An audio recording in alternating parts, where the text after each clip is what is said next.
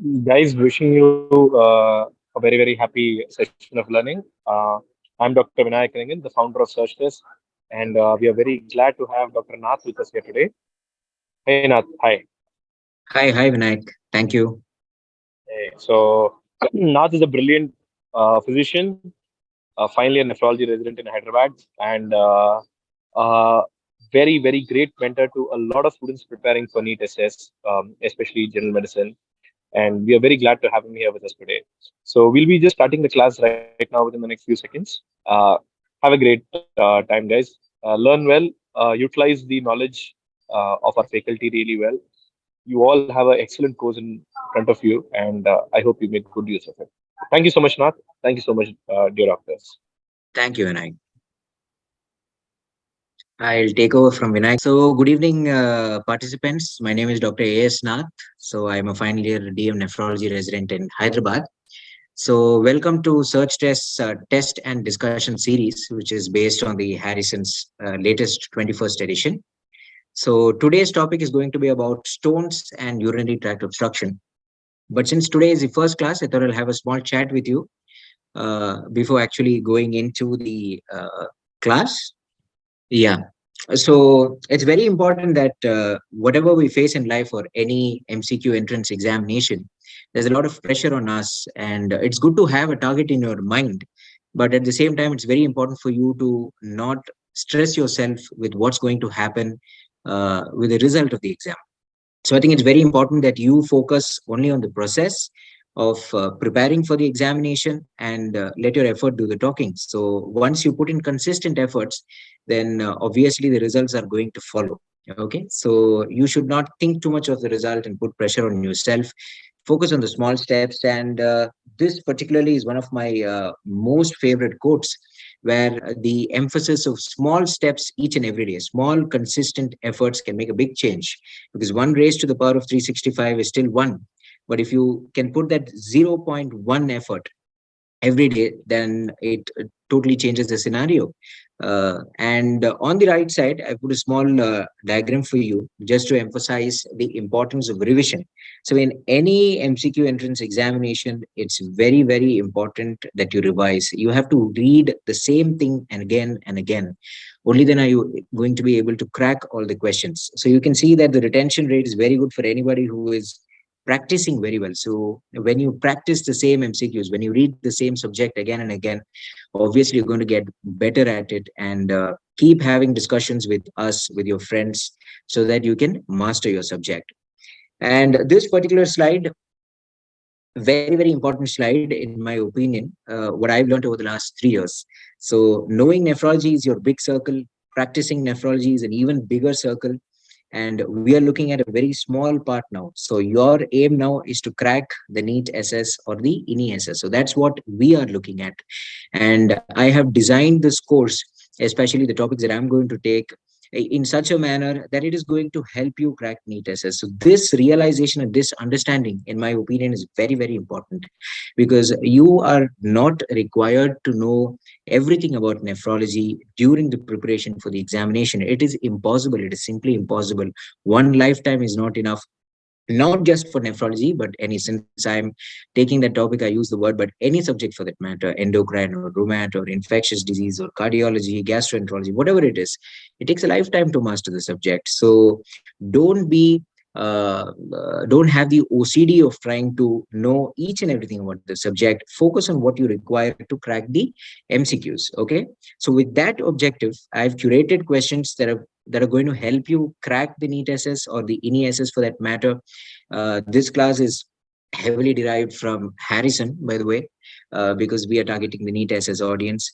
And I would like to convey the essence of any topic to you, so that you'll be able to understand the topic and solve any question by yourself, whatever is asked from that particular topic. And I am not going to burden you with any unnecessary information. So with that, let's go in. So I chose stones and UTO because it's a very high yield topic. Actually, it's a very high yield topic, and it's a very limited topic. And the questions that appear in each and every session, at least one or two questions will come from this topic, and they are from very recurrent themes. So they ask the same things about stones and UTO because they're very important to know. So that's why I've chosen this topic. It's a very high yield topic.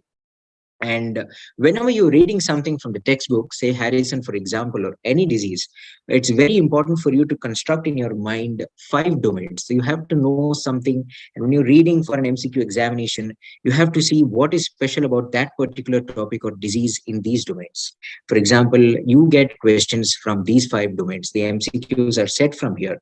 So you can have questions about epidemiology and the burden of the disease, specifically with relation to the sex incidents, the age incidents, or the geographical incidents. So that kind of information you have to know if it is relevant.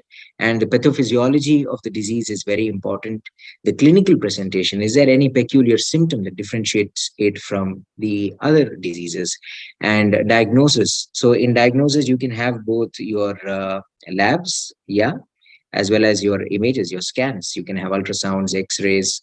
So here you have a great potential for image-based questions, and treatment questions are also very frequently asked clinical scenarios in the MCQ examinations. So for the stones and UTO topic, I have chosen a handful of MCQs, around 15 or 16, I think. And with that background, I'll try to finish the entire topic for you. Okay. So let's go to the first question. So how I'm going to design it is I'm going to keep giving the questions and explaining the answers. And somebody has typed that all GM residents are here. This class is for the general medicine residents only. So we are covering the entire Harrison for you. It just so happens that we're opening with nephrology, and that's why I use the term nephrology more. But this is whole and whole for general medicine, and the entire topic is taken from Harrison only. So we'll go for the first question.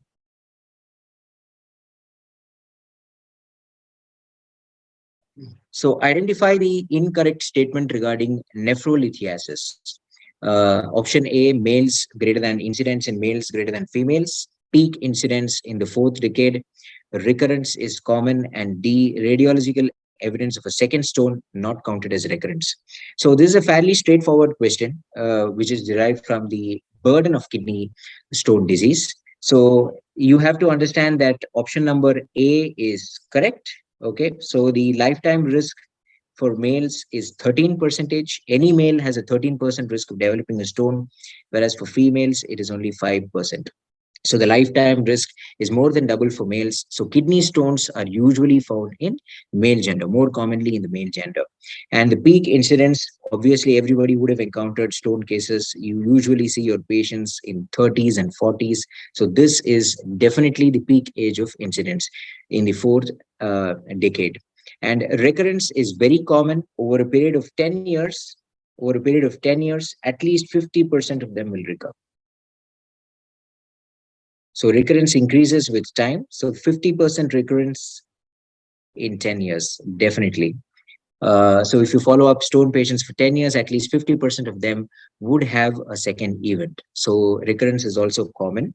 And most of the experts agree that stone formation is a very slow process. So by the time symptoms come, it has actually traveled along in the pathophysiology process. So even radiological evidence is considered as a sign of recurrence. Okay, it is a sign of recurrence. So radiological evidence is good enough as a sign of recurrence. So that is the incorrect statement in this question. So radiological evidence is considered as recurrence in the case of a second stone.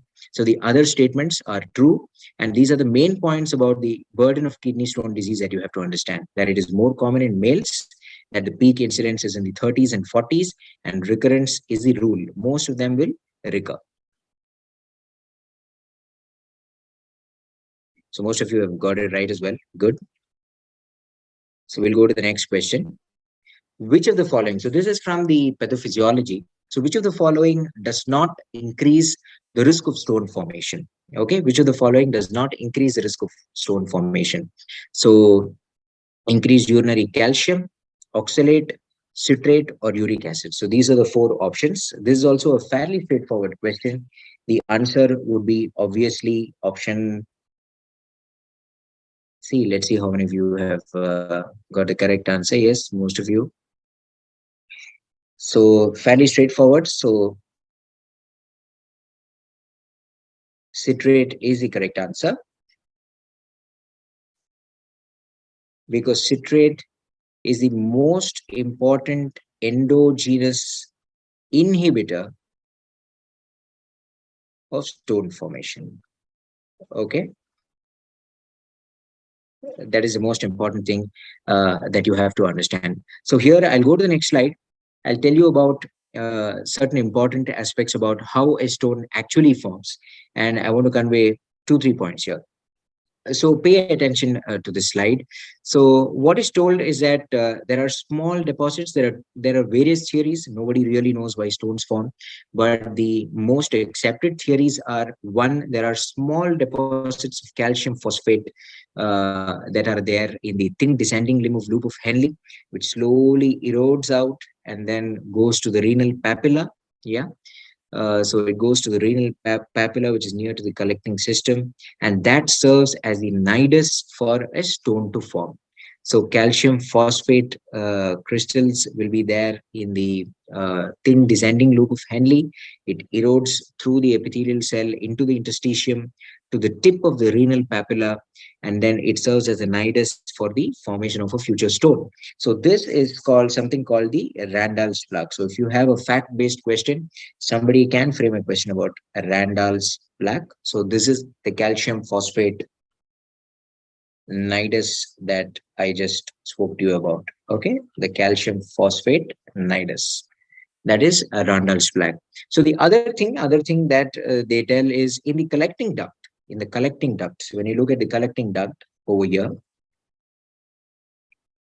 so when you look at the collecting duct, there are stone receptors, if you like to call it that. So stone receptors are there, which again attracts the crystals and then serves as a nidus for the growth of the stone.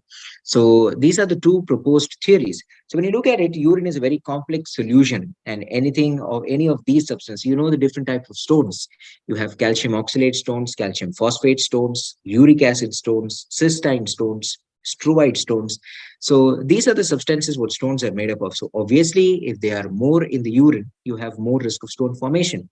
So hypercalciuria, hyperoxalate urea, hyperuricosuria, hyperphosphaturia, all these will obviously increase the risk of stone formation. Whereas the most important endogenous inhibitor of stone formation is, is citrate. So when you have low citrate in your urine, you are at an increased risk of stone formation. This is something that has to go into your head and you have to be very sure about. So hypocitraturia is the correct answer to the question. And one more thing that I wanted to tell you, we'll come into the next question here. And the other thing that influences stone formation very importantly, we will come to that in further questions, is the pH. So apart from these substances, pH is very, very important for formation of stones. Here, 2 points I'll tell now only. One is uric acid, which requires an acidic urine for uh, formation. Uric acid crystallization is happening in an acidic milieu. So uric acid stones will form only and only if the urine is acidic. And the calcium phosphate, on the other hand, is reverse. You need a alkaline urine. So the more high the urine pH, the more is the risk of calcium phosphate stone formation. So these are the two major stones which are actually dependent on pH. Calcium oxalate is not so much affected by the pH of the urine. If it's going to form, it's going to form. So remember about uric acid specifically, that uric acid stones form only and only in acidic urine. So there is a clinical implication to this, which I put as a question. So we'll come now to the most common types of stones. So what is the most common composition of a kidney stone? Okay. So this also is again a very straightforward question. So we'll see if most of you should have got the correct answer to this. Yes. Obviously, it is calcium oxalate. So when you look at Harrison, when you take Harrison as a reference, obviously there is no doubt, regardless of which textbook you're seeing, that calcium oxalate is the most common form of stone. Okay. So the numbers mentioned in Harrison, I'm obliged to write here as well. So 75 percentage of the stones are calcium oxalate stones. So if you have 100 stone formers and analyze your stones, most of them are going to have calcium oxalate. The calcium phosphate, which comes next, is around 15%. It is in that order that I have put the slide only, and 8% uric acid stones, and around 1% struite stones, and less than 1% you have your other type of stones like cystine. Okay.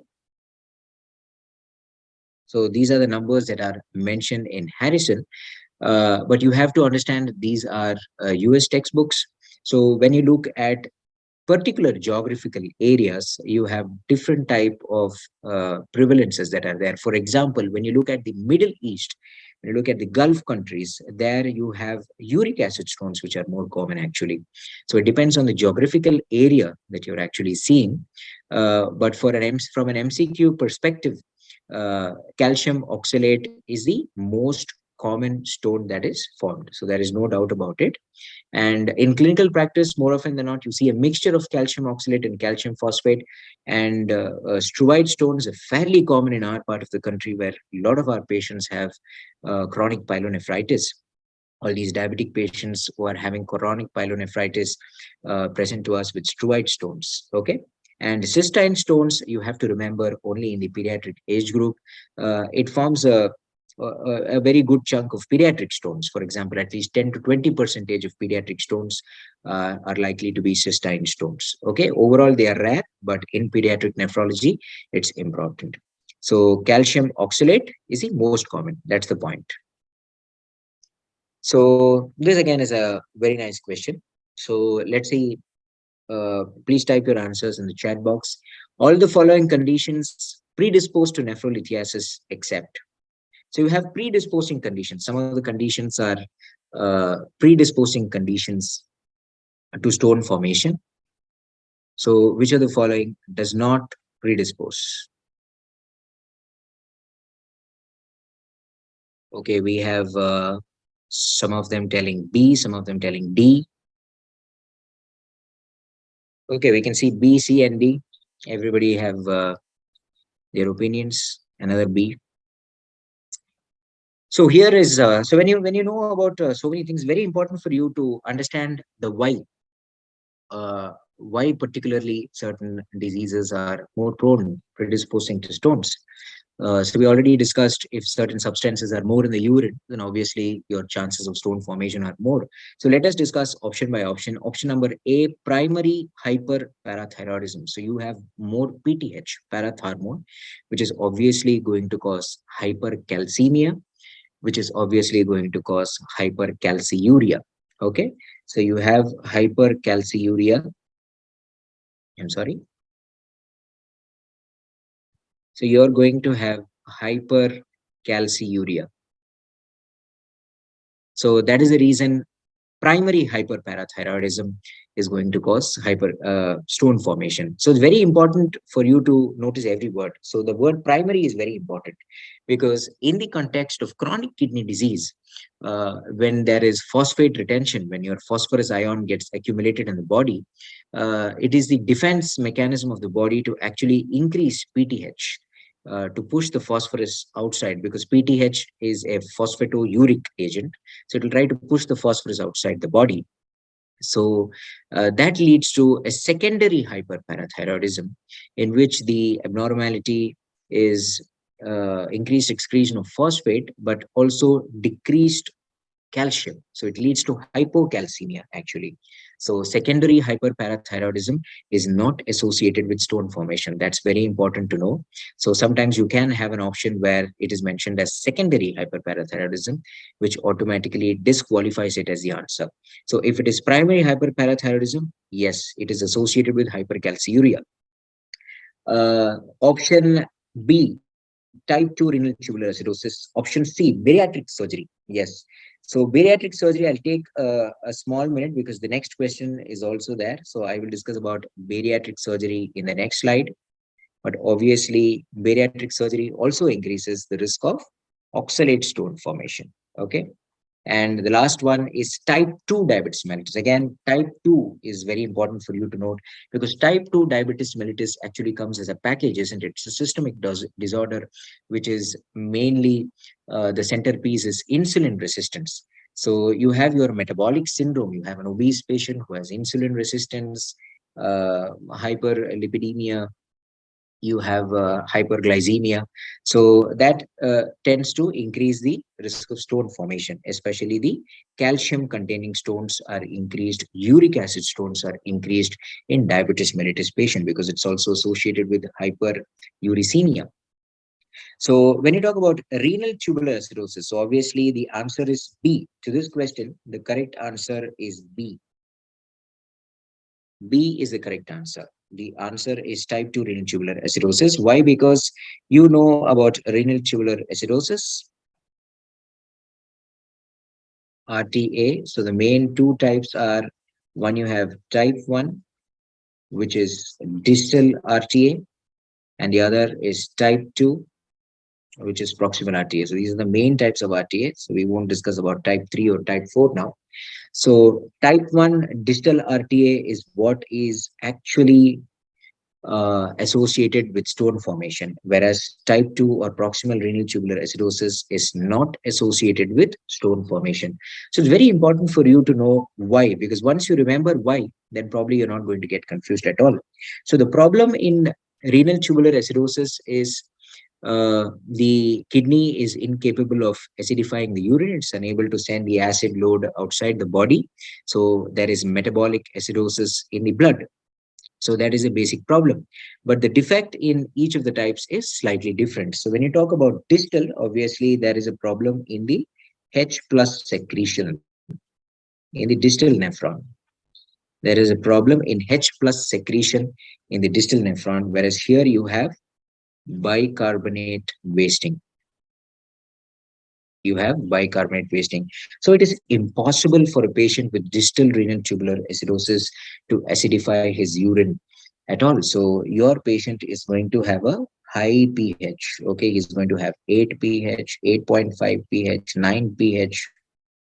Okay, even if you give an acid load, he's unable to excrete that. So it is actually the increased pH which leads to the formation of calcium phosphate stones. So that the pH is the main reason why the stones are forming in a renal tubular acidosis. That apart, yes, there is hypercalciuria, there is hyperuricosuriia, there is hypocitraturia, but the pH is the governing factor. Now, in type 2, in proximal, so you can ask me, there is a failure of the acidification mechanism in type 2 or proximal RTA as well.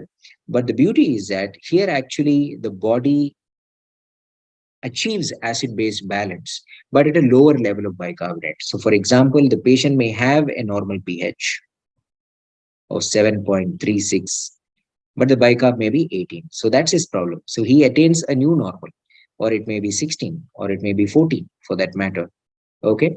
But he achieves acid base balance. And after this, so once the bicarbonate is 14, he is able to conserve the bicarbonate. Any excess bicarbonate that you are going to supplement or that is going to get filtered is going to be lost in the urine. So that's what you have to understand. So, for example, there is 35 milliequivalents. For example, hypothetically, if 35 milliequivalents of bicarbonate is going to get filtered into the glomerulus, up to 14, it's going to get conserved. The rest is going to be lost in the urine. So that's what happens in proximal RTA.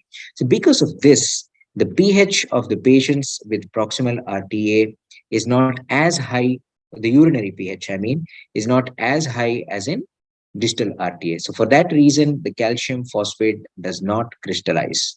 And number two, the citrate is also not, the filtered citrate is also not reabsorbed. So hypocitraturia is not very prominent in proximal RTA. So these are two main reasons due to which proximal RTA is not associated with stones. One, the urinary pH is not very high, so calcium phosphate does not crystallize. And number two, the citrate is also lost because it's a proximal tubular defect where there is a wasting. Citrate is also wasted into the urine. So you know that citrate is an inhibitor of stone formation. So these are the two main reasons because of which proximal RTA is not associated with stone formation. Okay. So the answer to that question is type 2 renal tubular acidosis or proximal. So here there are two parts. One is recognizing that type 2 is proximal. That's one part of the MCQ. And the other part, you have to know this mechanism as well. So never get perturbed by long questions. Okay, so a 36-year-old male is there with a BMI of 40, which is morbidly obese. He had undergone a Roux-en-Y. Roux-en-Y means in the shape of Y. Roux-en-Y gastric bypass in 2021. So he underwent some bariatric surgery. He presents to the EMD with sudden onset right flank pain since 4 hours. He is treated with intravenous ketorolac and normal saline. Later, a helical, and after he is okay, a helical NCCT KUB is performed.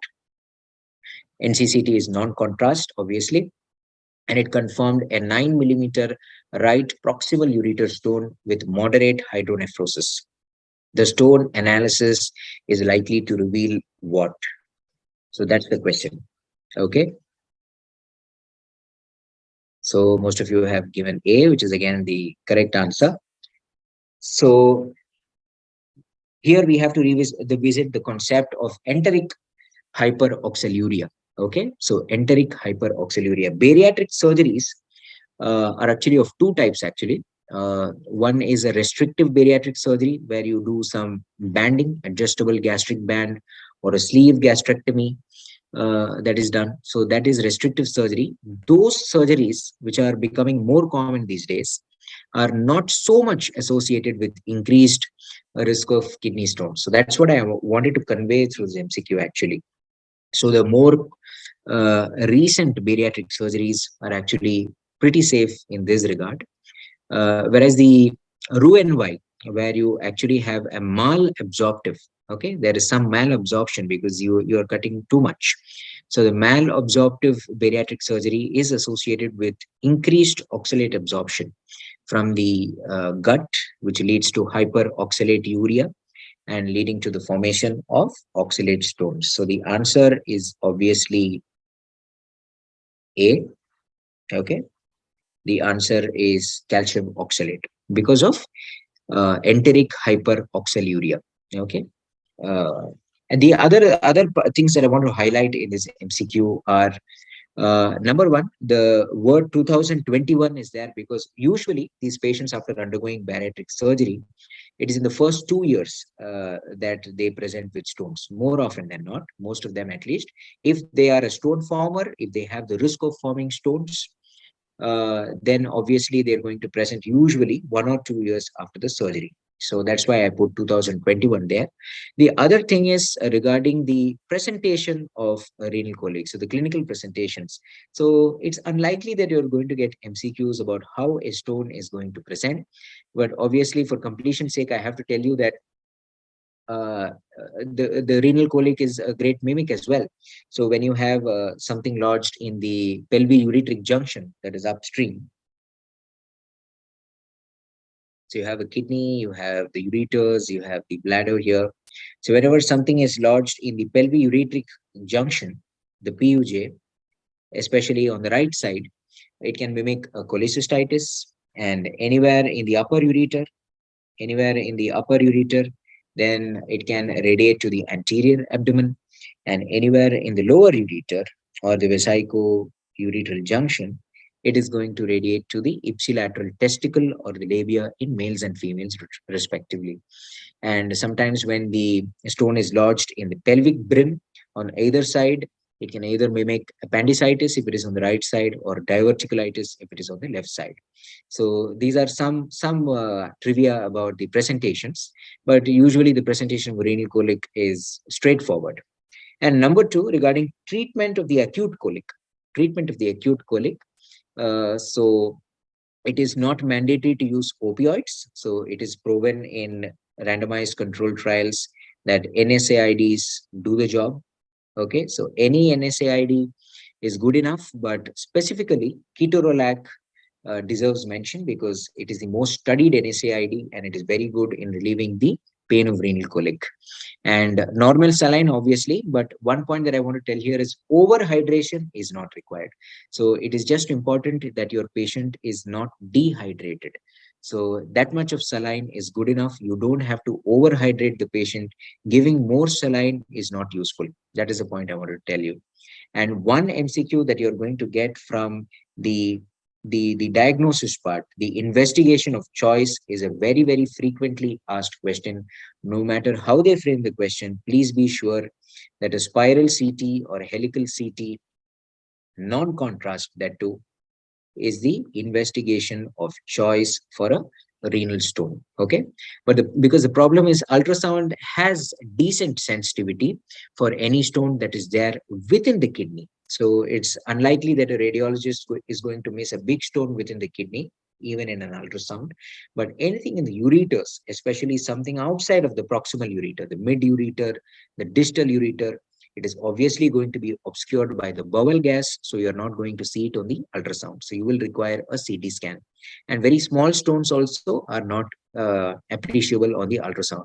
So the CT scan, one more point that you will probably have to know, can pick up stones as small as 1 mm. Okay, even a 1 mm stone can be picked up by the CT scan. So it is safe, not much of radiation. New low dose CT protocols have also come. Okay. So that was the discussion that I want to do from this MCQ, how the stone is going to present and how you're going to treat the acute colic. So you're going to give him NSAID, either oral or intravenous, and you're also going to give him uh, normal saline. One more thing, one last thing that I want to tell is most of the patients with renal calculi actually present with nausea and vomiting as well, if you've noticed. So that is because of the shared autonomic nervous system supply of the stomach as well as the kidneys. So when the renal capsule is stretching, or the ureter, the periureteric tissue is stretched, the autonomic nervous system will discharge. And since there's a shared nerve supply between the stomach and the kidney capsule, you can have this feeling of nausea and vomiting. So that's one more thing that I want to convey. So another question, match the stone composition and predisposing condition. Pretty straightforward. Just wanted to tell one or two things in this. So anybody can type the answer quickly. Yeah, somebody has mentioned this D. Yeah. So again, fairly straightforward. Distal RTA, obviously, just now I discussed that it is calcium oxalate. So calcium phosphate, sorry. So the increased pH is going to cause calcium phosphate to crystallize. 1D is the correct answer. Two, there was in 2008, in China, there was a big problem where the infant milk formula, the milk powder formula, was contaminated by a chemical called melamine, uh, an industrial chemical. Uh, and due to this, a lot of the babies develop renal stones. Infants less than 1 year develop renal stones and kidney failure. That was a huge issue, and they found out through the stone analysis that they were composed of uric acid. So melamine ingestion can lead to uric acid stones. Malabsorptive bariatric surgery, we already discussed that it is calcium oxalate. And just wanted to tell you that infection will lead to struite stones. So struite stones are therefore called infection stones, or as you know, they are called the triple phosphate stones as well. Infection stones or triple phosphate stones or struite stones. One more point that you have to remember about this is urease producing organisms. Okay. Urea splitting or urease producing organisms are what are going to cause these struite stones. And very important for you to know that E. coli, which is a very, very common cause, the commonest cause of urinary tract infections, is not a urease producing organism. Okay, that's the point that you have to remember. E. coli is a very frequent cause of urinary tract infections and pyelonephritis, but it is not a urease producing organism, and therefore it is not associated with formation of struite stones. So all the other organisms, protease or Klebsiella or Proteus mirabilis, any of these organisms can cause Pseudomonas can cause struite stones, but not E. coli. And the struite stones grow very rapidly, and they are one of the most common causes for the staghorn calculi that we see. Okay. So those are the points I wanted to convey here. So coming to the dietary advice of how to prevent stones. So the key is to prevent stones when it has occurred. So you are required to offer dietary advice to a recurrent stone former. Which of the following is not advisable? Which of the following is not advisable?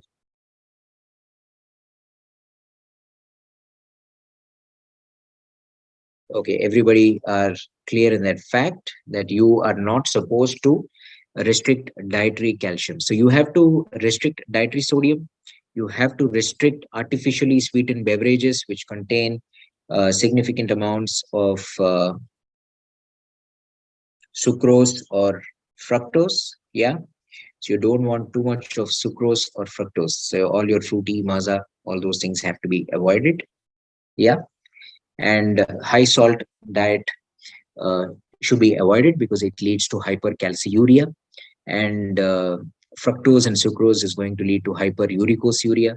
And restricting animal protein is also important because that also leads to hyperuricosuriia, hypercalciuria, and hypocitraturia.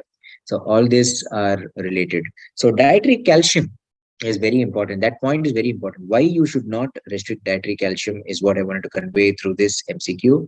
So when you eat calcium in the diet, it serves the purpose of binding the oxalate in the intestine as well.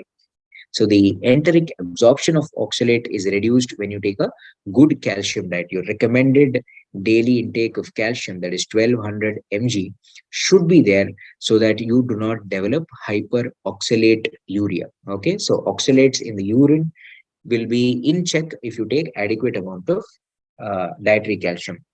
For some reason, supplemental calcium or anything over and above 1200 is not good because that's going to lead to hypercalciuria per se.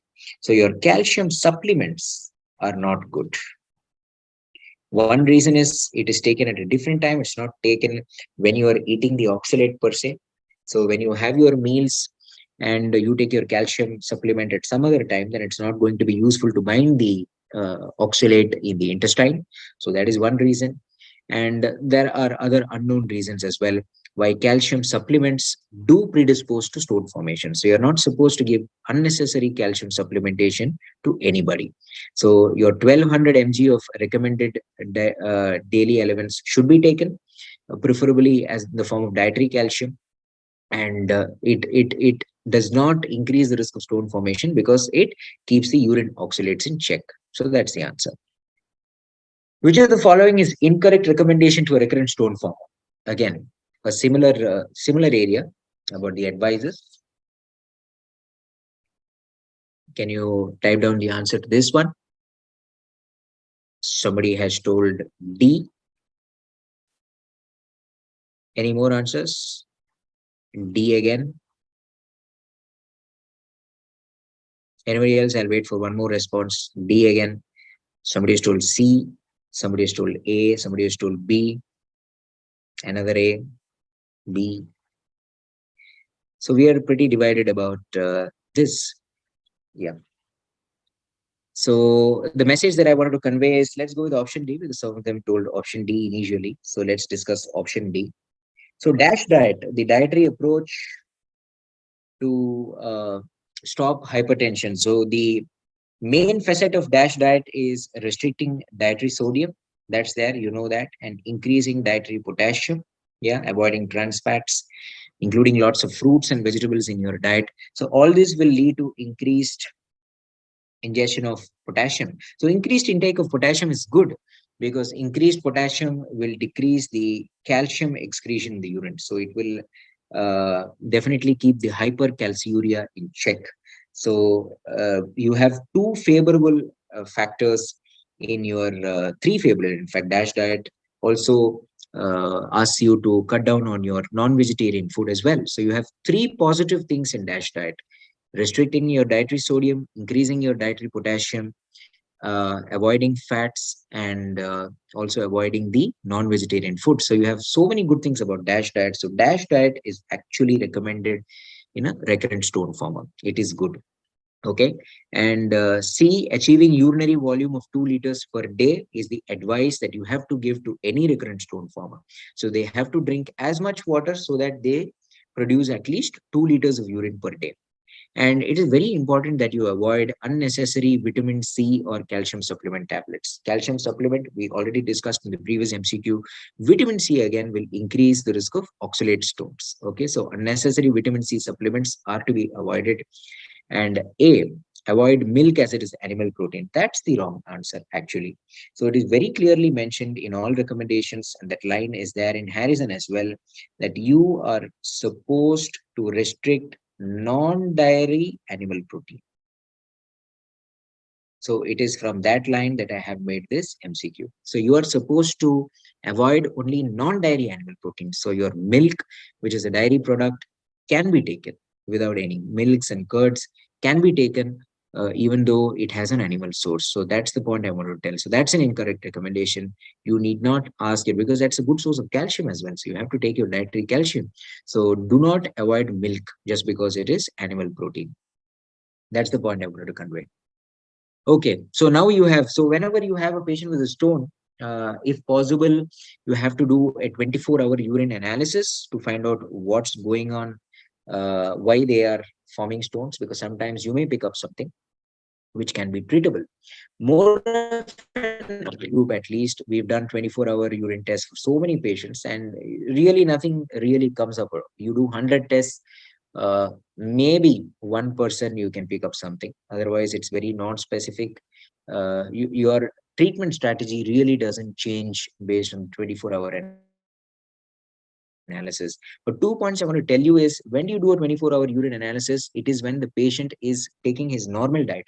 Before you advise all these things that we just discussed, when he's taking his usual diet, when he's doing his usual routine activities, usual volume intake, that's when you do your 24-hour collection and check for these parameters.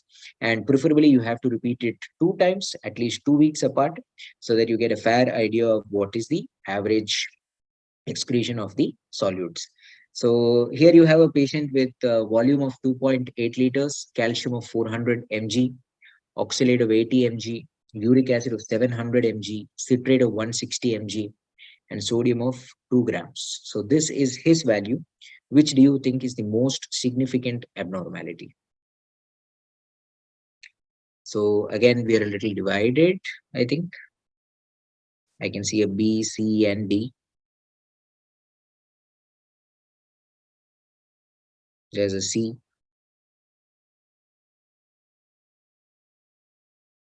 So the most significant abnormality in this 24-hour urine. So I will show you a slide from Feehally. This particular values are not mentioned in Harrison. And it's actually very difficult to have arbitrary cutoffs, to be frank. It's actually the continuous trend that is very important. But the value that is most off in this example is the citrate. Okay. It is the urinary citrate which is most off in this particular thing. The urinary citrate, you actually want more than 320 minimum. Okay, 320 mg per day minimum is what you want the urinary citrate. So he's having only half of it. That's a problem. Okay, calcium, generally you say 4 mg per kg is acceptable. Okay, so even if you take that he's an 80 kg male or a 75 kg, not mentioned in the question, you're looking something about 300, 350. So 400 is just 50 mg extra. Oxalate again, preferably less than 40 oxalate. So here it's 80. And sodium should be less than 2 gram. It's at the brim. Uric acid again, 800 for men and 700 for women. And volume we already discussed should be more than 2 liters preferably. So that's checked actually. So the answer to this MCQ is A, hypocitraturia. That is the correct answer. So we'll go to this slide from Feehally, where you have your recommendation. I already told you about volume. Yes. I hope it's visible to you. I told you about volume. It should be more than 2 liters at least. Calcium, less than 4 mg per kg. So considering an average of 75 kg weight, that's 300 in males. Oxalate should be less than 40 mg. Uric acid, we saw 750 and 800. Citrate should be more than 320. Okay, citrate should be more than 320. Then you have your sodium should be less than 2 gram, phosphorus 1 gram. And creatinine is to actually see whether the volume of urine is actually adequately collected. Has he collected all his urine, or is it an incomplete collection? So if you have at least 15 mg per kg of body weight in males or 10 mg per kg body weight in females of urinary creatinine, then you can be fairly assured that it was an adequate urine collection. So there is no role for the urine supersaturation values. So it is not used in clinical practice and neither does it guide your management. But the upper part of the tabular column is very important for you. Sometimes there can be a tough MCQ which asks you the numbers as well. So this one, I actually told you in the first slide when I talked about pathophysiology. So it's an easy question now. Urinary alkalinization is the most effective strategy for the prevention of which type of stone? Urinary alkalization, which, yeah, so everybody has immediately typed that it is uric acid. Exactly. So I told you that uric acid stones are not going to form. So uric acid stones are not going to form if the urine is alkaline. So it consistently forms in acidic urine. The pH has to be somewhere around 5.5. So if you can supplement your alkalinizing syrups, so most commonly you have your potassium citrate, okay, which also has magnesium, ammonium, pyridoxine, everything. It comes as a mixture in commercial preparations. So your potassium citrate or your potassium bicarbonate, if you can give, will alkalinize the urine and prevent the formation of uric acid stones. Calcium phosphate, I already told you, forms more in alkaline urine. So is the case with struvite. And calcium oxalate, I already told you, is not influenced by urinary pH. So one more very frequently asked question is the shape of crystals. So again, very simple, match the following. We'll try to finish it fast. So calcium oxalate, all of you know, is bipyramidal or envelope shape. So it's very easy. So this is calcium oxalate. You know that your uric acid is usually amorphous or rhomboid. Okay, amorphous or rhomboid. Struvite is your coffin lid shape.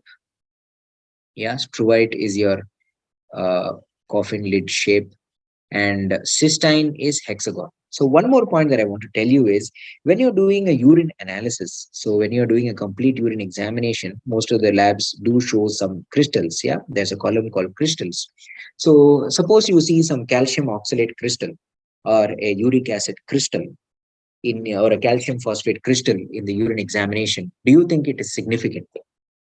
Do you think it is actually significant? So the important point that I want to tell here is no. One or two, three crystals in the urine sample in a non-stone former who has had no history or no imaging evidence, it's absolutely normal for people to have some crystals. But there are some abnormal crystals which should never be seen, and one of which is cystine.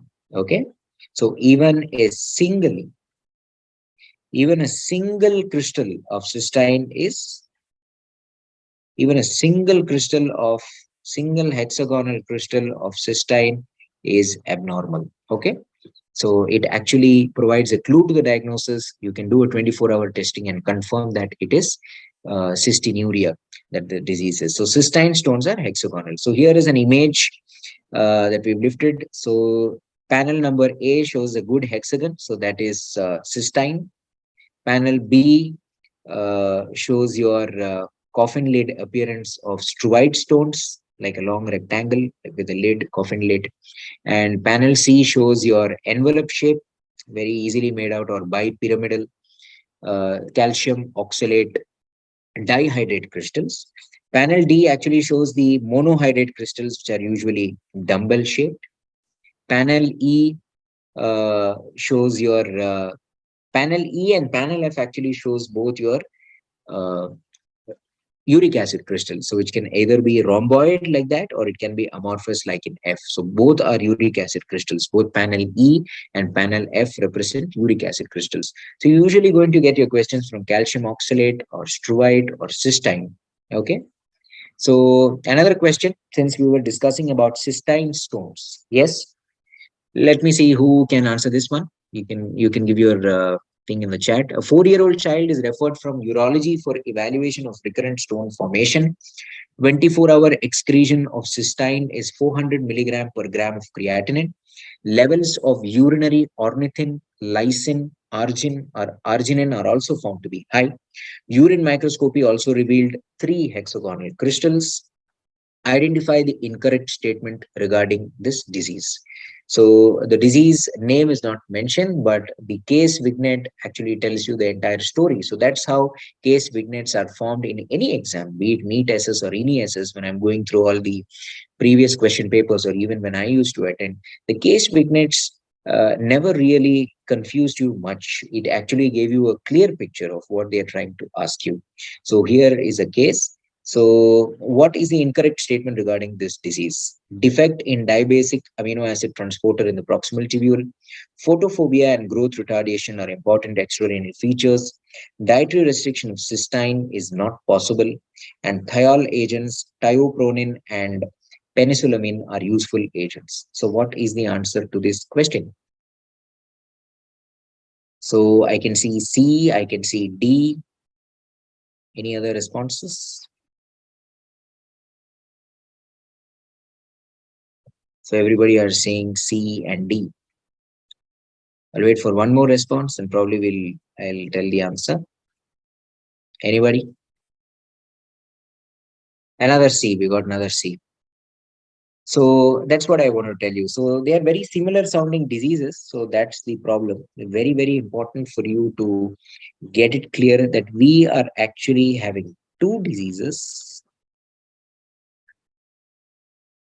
One is a storage disorder, specifically a lysosomal storage disease, and the other is actually the inability of the kidney to reabsorb certain amino acid and amino aciduria. Okay, one is a lysosomal storage disease, and the other one is a amino aciduria. Okay, so the question that I have asked, the question is framed for cystinuria. It is cystinuria which is actually associated with stone formation. Nephrolithiasis is associated only with cystinuria, okay, not with cystinosis. Cystinosis can have nephrocalcinosis, that is deposition of dystrophic calcium along with all your cystine material, but not stones per se. Nephrocalcinosis can be there. Cystinuria, on the other hand, is not associated with nephrocalcinosis. It is associated with stone formation. So option A, that is, yes, it is a defect in the dibasic amino acid transporter, which is there in the proximal tubule. So the cystine, which is filtered, is failed to reabsorb. Okay. So whenever your cystine is more than 250, you have an issue. Okay, so whenever the excretion goes, usually you don't excrete any cystine at all. If at all it is less than 100, so that's one more point that you have to know. Usually it is 0 to 100. I'm losing my pen, I'm very sorry.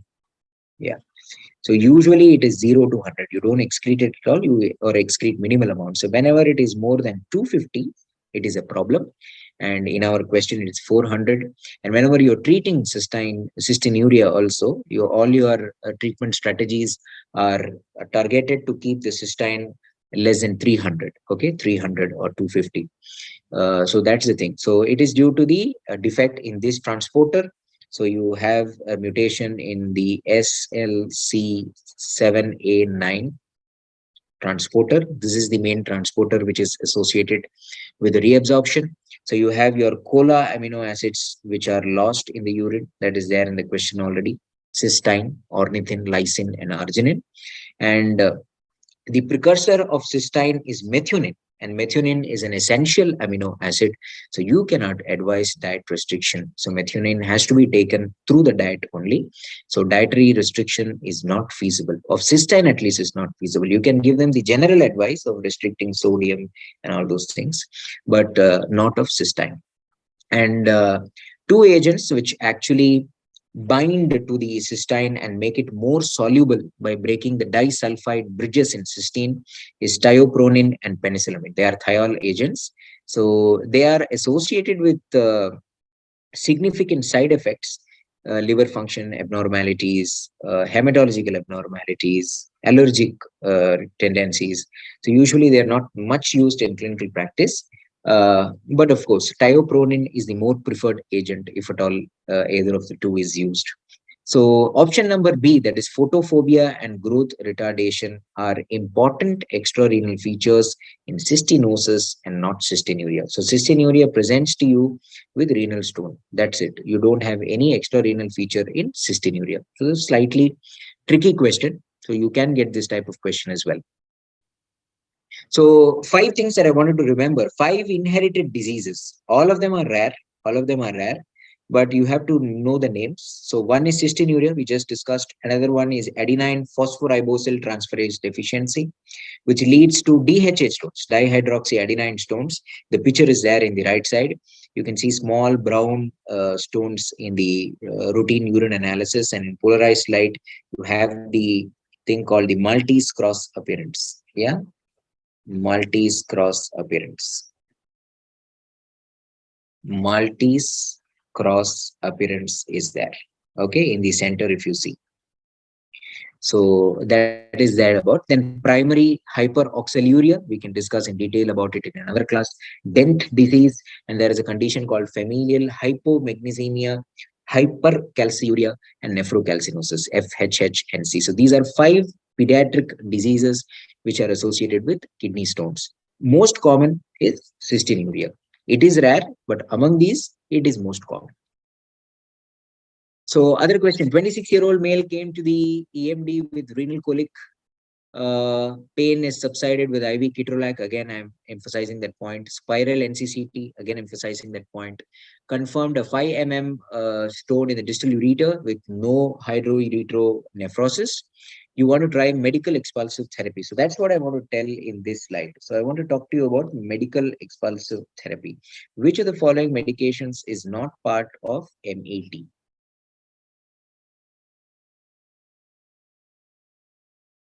Do we have any answers for this question?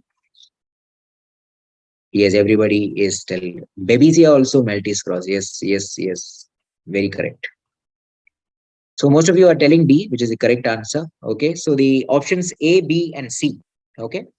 Prednisolone, because whenever there is a stone, there's going to be some inflammation around the ureter. So people say that when you give prednisolone, the inflammation will subside, probably helping the stone to pass by itself.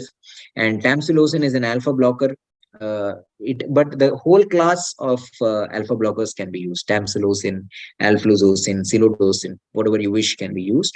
Whereas in calcium channel blockers, only nifedipine has been studied in trials. So they have not really demonstrated a class effect. You can't go use amlodipine or cilnidipine or benidipine there. So nifedipine is what is recommended, and dutasteride is used in benign prostatic hypertrophy, as you know. It is a 5-alpha reductase inhibitor. It is not part of medical expulsion therapy. So whenever the stone is very small, 0 to 5 mm, it has greater chances of passing spontaneously. You drink good amount of water and give these drugs, it's going to go away. 5 to 10 is that in between range where you're not sure actually where whether you want to give medical expulsion therapy or not. So a clue in this question is no hydroureteronephrosis. So if the patient is fine because the pain has also subsided, probably you can wait for 2 or 3 weeks and see if the stone is passing by itself. Otherwise, you would like to intervene urologically and retrieve the stone. But any stone which is closer to 10 mm or above that is very unlikely to pass spontaneously, and you will require urological intervention. So you may get a management question. Since there are no clear-cut guidelines, especially in the 5 to 10 range, probably they won't ask MCQs because it becomes ambiguous, then becomes debatable. But this is the general consensus. 0 to 5 will spontaneously pass. More than 10 will never pass. 5 to 10 is here and there. So if your patient does not have hydronephrosis or no symptoms, you can wait 2 to 3 weeks or maximum 1 month when there is no compromise of renal function, and you can try the medical expulsive therapy. So that's the point I wanted to convey. All the following medications predispose to stone formation by altering normal composition of urine, except another nice question. I like this question. Which of the following medications alter the composition of urine, normal composition of urine, and lead to stone formation? Let me see who can give answer to this. Somebody has asked something. Does stone position also affect therapy modality? Stone position, of course. So you would try a medical expulsive therapy only when the stone is more in the distal ureter or the vesico-ureteral junction and not otherwise. So if it is in the upper ureter, you would probably intervene urologically only. Again, there are no clear-cut guidelines. Even if it is in the upper ureter and it's 5 to 10 mm, you can still try medical expulsive therapy, but it is more recommended for distal ureter stones. So what are the answers that we've got for this ADDC? Okay, so we have divided answers. So the correct answer to the question is acyclovir. Okay, so stones medications lead to stone formation through two mechanisms. One, the drug itself will crystallize and form a stone. That is one, a crystal urea, which is the stone. Otherwise, there are some drugs which actually alter the composition of urine. It leads to something. It leads to hypercalciuria or hyperuricosiuria or hypocitraturia. It leads to something and causes a stone formation. Okay, so the correct answer to this is obviously your acyclovir, which is the drug itself. So it does not alter the composition of urine; it itself crystallizes. So the correct answer to this question is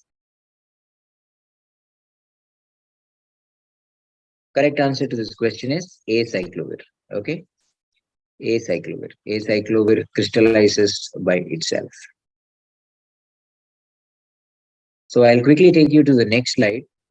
Both acetazolamide and topiramate, they actually alter the proximal tubular function and lead to formation of calcium phosphate stones. They lead to hypocitraturia and also increase the urinary pH. A more severe form of proximal RTA, actually, it mimics proximal RTA, but we did discuss that proximal RTA is not associated much with stones. But acetazolamide and topiramate, due to their carbonic anhydrase inhibitory activity, leads to the formation of calcium phosphate stones. And furosemide, loop loses everything, so hypercalciuria is there and stone formation can be seen. So this is a good table that I got from the internet. So you can see that acyclovir is number 1 in the list. Yeah. Then I want to draw your attention to ciprofloxacin, because you have star-shaped crystals in ciprofloxacin. It can, all the fluoroquinolones can do that. And then I have to draw your attention to the protease inhibitors, again star-shaped or fan-shaped crystals, your atazanavir, your indinavir, darunavir, all these protease inhibitors, part of the highly active antiretroviral therapy. Then you have your sulfonamides. Yes, sulfonamides, sulfadiazine. Here I have to draw your attention to sheaf of wheat appearance. Okay, some trivia, some image-based or fact-based questions can come. Sheaf of wheat appearance seen in sulfa stones. Fan-shaped, star-shaped in fluoroquinolones and indinavir basically look the same. They are birefringent under polarized light. And whereas the bottom half of the tabular column, you can see that these are the drugs which actually alter the composition of normal urine. So you have your anti-epileptics, zonisamide and topiramate. You have vitamin C and calcium supplements. You have acetazolamide. Too much vitamin D can also cause calcium-containing stones. Loop diuretics, because they lose everything, and also magnesium containing drugs which can cause phosphate stones. So most common, so with this I've covered stones. Just 2 questions about urinary tract obstruction, actually, because I wanted to just highlight the causes. So most common cause of obstructive uropathy in children. Most common cause of obstructive uropathy in children. I've got A and a C. Everybody is confused between A and C. Okay, so overall, the correct answer, it is there in Harrison also, but it is not mentioned very clearly, actually. So the correct answer to this question is vesico-ureteral reflux. Okay. Abnormal insertion of ureter into the bladder. That is the line given in Harrison, which is the most common. Congenital abnormality. So when you talk about obstructive uropathy, I wanted to approach it in this way, whether you're dealing with a pediatric person or an adult person. If it is pediatric, it is most likely a congenital abnormality, and in adult, it is acquired. And that acquired process can be either inside or outside the kidney urinary bladder system, KUB. It can be outside the KUB or inside the KUB. So this should be your approach to the causes of obstructive uropathy. When I talk about CACUT, the most common CACUT will be a vesico-ureteral reflux. So it is mentioned as abnormal insertion of ureter into the bladder. That's the line in Harrison. I found it quite funny. So they should have given it as VUR only without confusion. And PUV is very common cause of obstructive uropathy in male children, okay, posterior urethral valve, but not so much as VUR. Next comes PUJ. PUJ is also common. Actually, it is in the same order. The most common is VUR. Second comes pelvic-ureteric junction narrowing. Third one is posterior urethral valve. And of course, nephrolithiasis can also cause obstructive uropathy in children. So here's the slide from Harrison, the tabular column from Harrison. So you have your congenital causes on the upper part. Yeah. This area, you have your congenital causes. So you have PUJ obstruction, you have your posterior urethral valves, you have your reflux. Okay. And when you talk about acquired causes in adults, fairly simple, nothing much to explain in this. Only one point I want to tell, only one single point. So whenever you talk about obstructive uropathy, whenever you talk about obstructive uropathy, so the general understanding is that wherever the block is, above that, the system is going to dilate. You will have a hydronephrotic kidney and a very grossly dilated ureter, okay, above the level of the obstruction. So that is the general understanding. But there are few causes which can cause obstruction without dilatation of the system because the entire system is engaged. So here I want to draw your attention to these retroperitoneal fibrosis. It can be an MCQ where they ask which is the cause which actually causes obstruction without causing dilatation of the ureter or the kidney per se, the collecting system of the kidney. So retroperitoneal fibrosis would be elderly male with pain and distension lower abdomen. So this is a very frequently revisited topic. Okay. So somebody can answer this one. Yeah, I think this is the last question.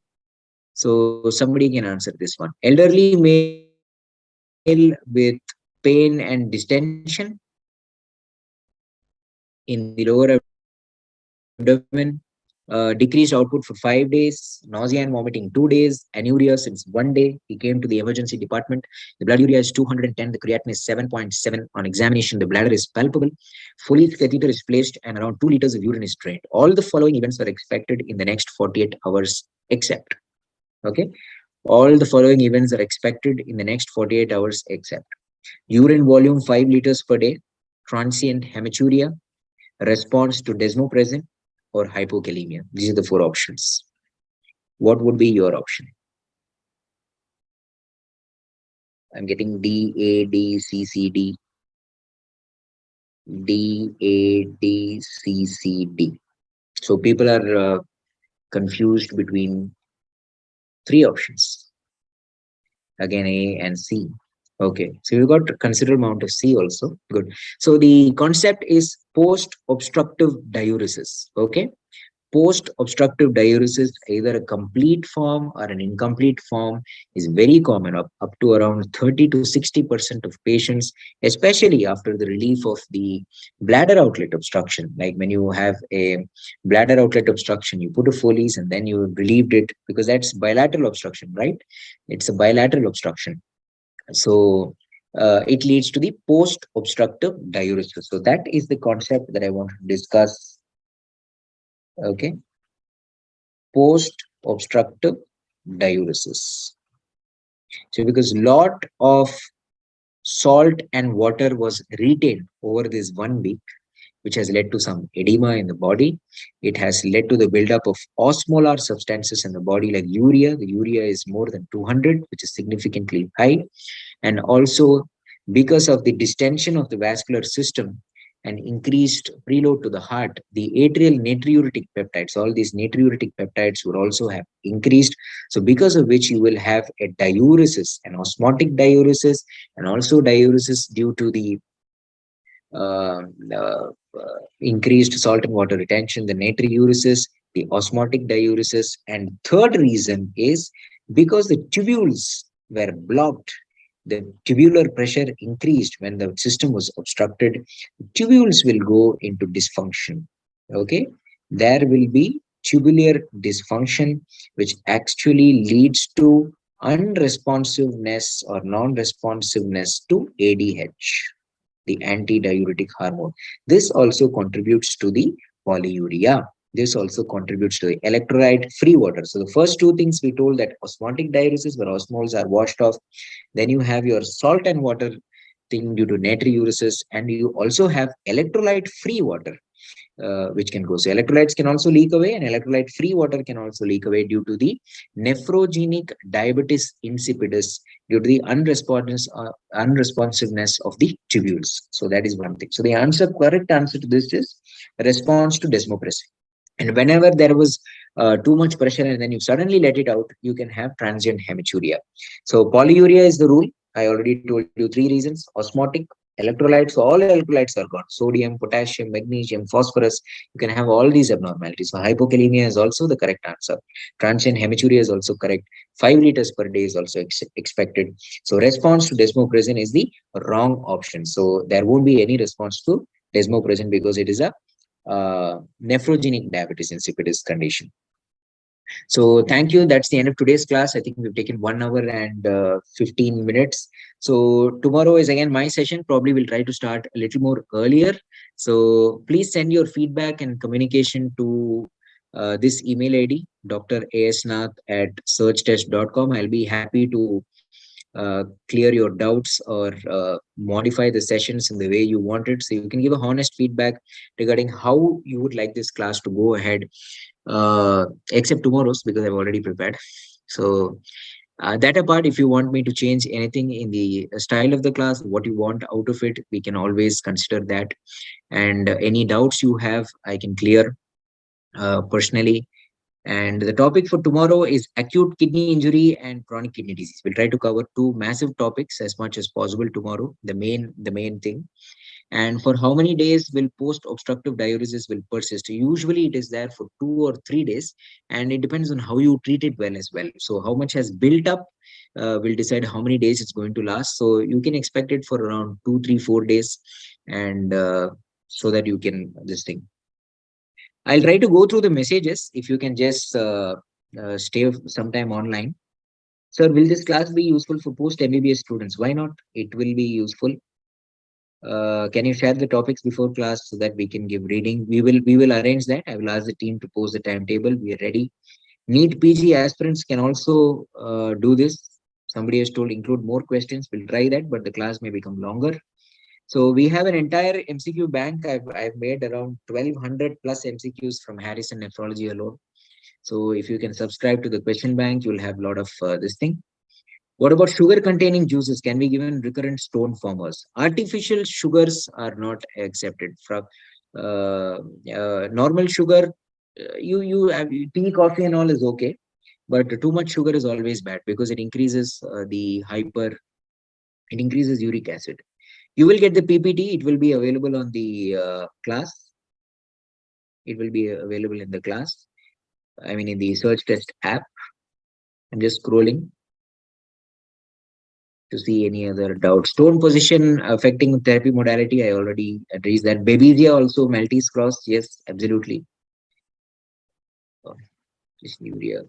Sir, any pH range for struoid stones? No, but more alkaline pH is favoring the formation of the urease producing organisms, but there is no cutoff range.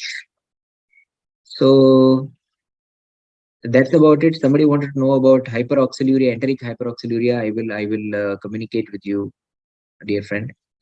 Is citrate excretion increased in type 2? It's not increased, but it's not low. It's not increased, but it's not low. So I think we've this thing. So we'll close the session. Thank you so much for joining, and I'll see you again tomorrow. Good night. Thank you.